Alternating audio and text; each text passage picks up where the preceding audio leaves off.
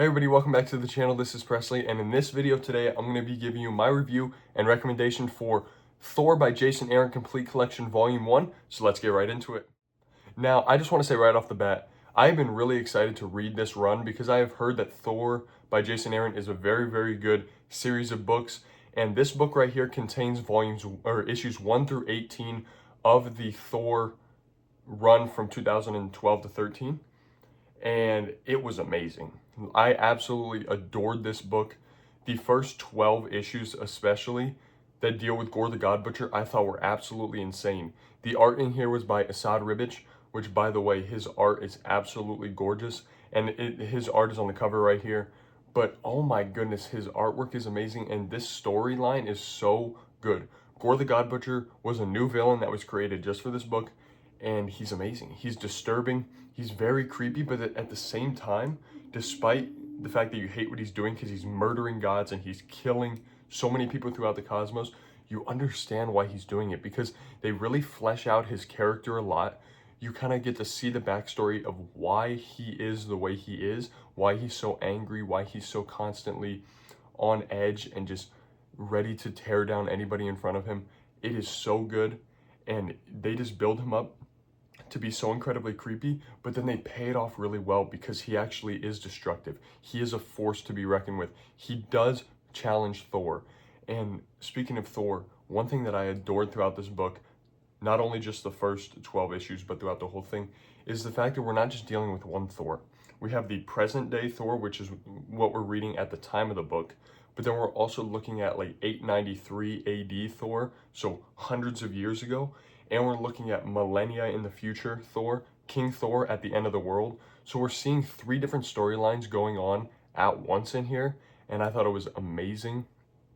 The young Thor from 893 AD, he's a Viking warrior who is yet to wield Mjolnir. He's not worthy yet, and I thought that storyline was great. Modern day Thor, he's trying to find Gore the God Butcher, and he's the Thor that we all know him as to be the king of Asgard, but also an Avenger and a warrior. But then King Thor in the future is one of the last gods in the world. He's protecting a dead Earth because there's nobody left, and he's constantly being hounded by these demons. Also a great storyline, and I honestly think out of all of them, the King Thor storyline in the future is my favorite. It's so good. It's so sad because it really just puts into perspective how bad being immortal can be, because everybody that you've ever loved has come and gone. You've forgotten them. You don't even remember who they are, yet you're still here withering away, but you can't die. Now, issues 1 through 12 that deal with Gore have a very satisfying arc. We start off with understanding what Gore's doing and trying to fight him, and then we move along to his master plan later along, which is to build a god bomb to explode throughout the cosmos, both past, present, and future, to kill all the gods. And I'm not going to spoil why he wants to do that because I want you to read it for yourself. It's amazing. But yes, this bomb is so big. Like, I'm not even kidding. It's bigger than the moon, and it's so cool. The way Ribic decides to draw scale is amazing, and what they do to try to stop this bomb is great. They enslave Thor in here, so he has to work on it. It really is some dark stuff in here, but it is really amazing. Now, after that entire sequence ends, I don't want to spoil at all how it ends, but then we move on to the Malekith the Accursed arc. So we see the origins of Malekith and why he is the leader of the Dark Elves. And we also get to dive into the 9 realms a little bit more.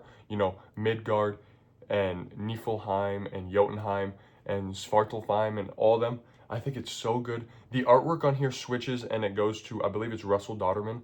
I really like his artwork as well, but it can't compare to Asad Ribic's because it's just so painterly, it's so beautiful. But regardless, it is still really good. And the Malekith the Accursed stuff is great too, because Malekith poses a great threat as well. He's one of the best sorcerers in all the realms, and also he's setting up the War of the Realms, which is going to come later in this entire like series of books. So we are really dealing with a threat now, but also something that's going to come later.